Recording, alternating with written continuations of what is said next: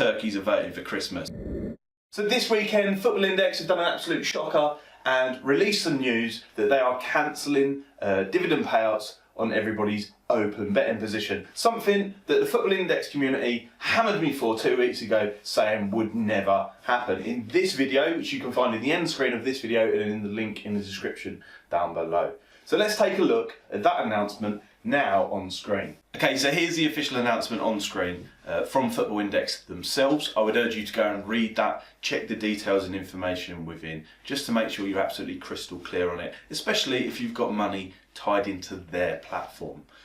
Having looked through it myself, there's a few points worth noting within this. There's a lot of text there, a fair amount of buzzwords and kind of promises and that sort of stuff, but really at the end of the day we just need to look at the facts. So the three facts within this are, first of all, they are exercising their right to use the 30-day terms of dividend change notice to cancel in-play dividends ending on the 7th of February 2021. So that's quite worrying for anybody who currently holds a 3-year bet or share, if you want to call it that, in a particular player who was looking to make their returns via in-play dividends.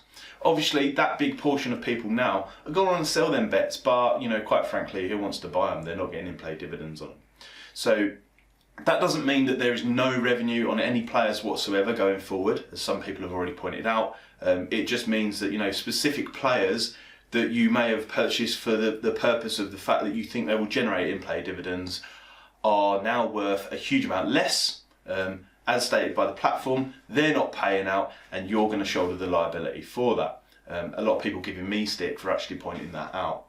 Secondly, the CEO there, who starts it with dear traders, although it says it's a betting platform at the top of the site, says that he's looking to review current projects, and notably he mentions NASDAQ. So they had a lot of promises to do with NASDAQ in the past. Whether you believe in that or not is another thing altogether, although he's saying that he's reviewing those projects. So, reading between the lines, as far as I'm concerned, that sounds like he's saying that there's going to be no NASDAQ. That promise is not going to be fulfilled. That is what I would guess. That is my own speculation. That could not be how it pans out, but I'd certainly keep your eyes out for that one. And also, within that announcement there, whilst saying that they're actually chopping these dividends within 30 days, he's saying that there's going to be a replacement before that 30-day point comes. Now, I find that a little bit strange. You'd think if a company that holds a large amount of people's funds is making such a huge fundamental change to their platform in terms of how the payouts work and the payouts that people and customers will be entitled to that have actually deposited funds into their platform, you'd think if they're announcing that, they'd want to announce these counterbalance changes, which may even out or may not, I don't know, if there's going to be any. Obviously we need to wait a month to find out on that one. However, they weren't quite so long, they didn't take quite so long to actually state that this change is coming into place. So the reasons for it within that announcement too, there's really sort of like two main ones that stood out to me anyway. Like I said, go and check it for yourself.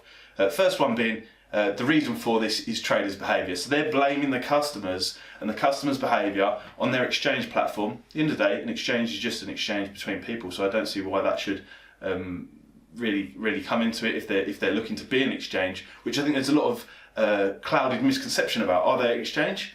Is this a casino type game, a betting game? I don't know, what is it? Are they trying to transition between the two? When's the transition going to be finished? There isn't actually any deadlines, facts, or anything written down legally in terms that state that any of that is actually ever going to happen even. And the second reason is they're saying it's a barrier to entry for Germany, which when I first read that I thought, I'm not really sure about that, because I use Betfair Exchange online, another betting exchange which supposedly is what they're trying to look like to be, a betting exchange.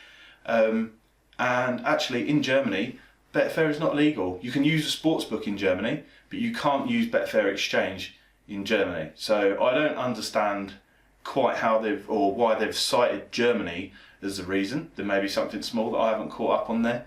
Please correct me in the comments if you know exactly what that is, but it doesn't make a lot of sense to me. But either way, I don't think it's that reasonable to change your platform on such a huge fundamental level, blame your customers, blame the country you're in, take away all the funds for the people that have actually supported your product and platform over a period of time and put significant amount of money in there.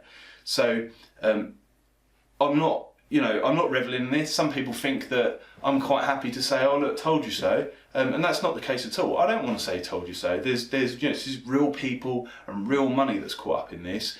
But a couple of weeks ago, I did say this. They can just say, look, we're changing the dividend payout. We're going to pay out half the amount of what we used to pay out, and that will come into place from 30 days from now. And as a result of it, I've had non-stop abuse ever since from the community, presumably people that have got money tied up in there, and it turns out, it looks like, I was correct on that one. Also, if you want to see that video, check the link in the description down below. There was 5 reasons I cited why I wouldn't be using it myself, and that was only one of them. So it appears I'm not the only person that's actually realising these changes are a problem, and there are other people that are upset. I know a lot of people said that there needs to be balance in this debate, so here's a few comments on screen from people who have money in the platform and have seen the announcement and what they've said. So FI Hammer's saying that, look, 80% of the players on the platform aren't worth anything anymore, and to add insult to injury, I don't want to say this, but really it gets worse because there was another account yesterday I noticed who said that of the 3,359 players on Football Index, 1,825 players do not have a sell price currently. So if you're stuck with one of those players, nobody wants to buy it, you can't sell it, and in the terms and conditions, it's set to expire within that 3-year period. So that was FI Hammer. We've got Fozzie Bear, spent around £700 on in-play dividend players yesterday. Their value's totally diminished overnight for him, or it will have in 30 days from now, but obviously everybody's aware of that. Thanks to FI, your bet changed, so he's obviously quite unhappy. Hawkins there, again, the bet changed again, because this isn't the first time. Obviously there was instant sell removed, they brought in order books, and now they've removed dividends. You've decided once again to listen to a group of people that don't reflect the opinion of the majority of your user base, remove the liability and get nothing in return apart from another promise. Exactly my point. Promises are worth nothing. Terms and conditions are worth something legally. So Rick's pointed that out there. It's a shame to read some of these comments. Quinny, he's got a very good YouTube channel too, Quinny, says some very sensible things. Says the platform needs a wide variety of dividends. Retiring IPDs is only good if it's replaced by more dividend categories. And this is the point. You can't just pull something out, play Jenga with your platform and all your customer funds and not tell people what the replacement is or if there's even going to be one. So Matt Foster says, oh, what's this? Another rule change, goodness. You like to make it difficult to sell the potential players. So obviously can't sell his players there, probably one of those 1,825. Another one, Chris Leopard. So because IPDs were costing you so much money, which is, speculation on Chris's part, I'd assume, but, it was probably costing them a lot of money. The burden's now with the trader, the customer, who played specifically for the IPDs and have now got that money trapped in players with no sell price. Excellent. So this is the point. This was the main concern highlighted in that previous video about the 5 concerns with Football Index. FI Beast Modes also said, it's like they don't learn. They should announce this once they have substitute in place, not more wishy-washy promises. And I think that really that is the point here in a nutshell. There's a lot of wishy-washy promises, buzzwords, blue sky thinking, all that kind of stuff floating around, and not really any substance, or there is some substance in this instance because they've just pulled out the rug from under everybody in terms of the financial gain they're receiving from their ongoing 3-year bet. Now I don't just want to show the negative stuff because there's some people saying very positive things too, although it doesn't really make a lot of sense to me, and it does appear as though the turkeys are voting for Christmas. This is people that have got money stuck in the platform, so their points they're making are really quite biased, and a lot of the time they don't make sense, and they're certainly not in line with the terms and conditions. So we'll share a few of those on the screen for you just now. Some people obviously believing that the Germans are going to come running to save everybody. I don't think that's likely to be the case. Hopefully I'm wrong. Also, there's a few other points that continually come up, which were raised on the podcast when I went on there with Fig and Panda. Nothing wrong with them guys, I ain't got nothing against them. They were very reasonable. They talked quite sensibly with me for a period of time.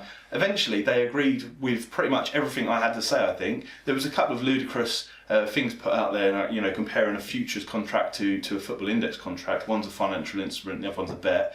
One ends, the other one doesn't. I don't know how they're comparable.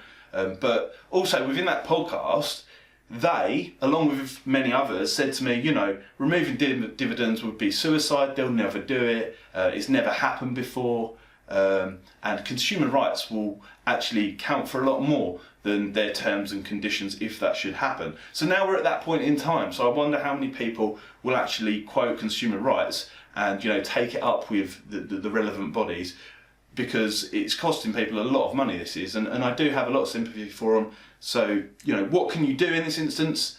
I don't really think there is a lot you can do.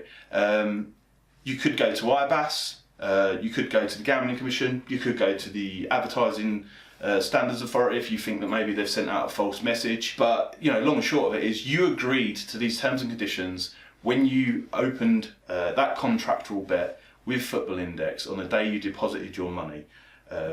So, you know, to say that I don't understand the platform, I think is, you know, it's quite laughable a lot of the time, because despite many of the Football Index community saying, oh, you don't understand the platform, none of them have actually explained to me what it is I don't understand, or proved any of the points wrong. So, you know, it's one of those situations where I don't want to be right, I really don't, because it's costing people money and it hurts them, it's not nice.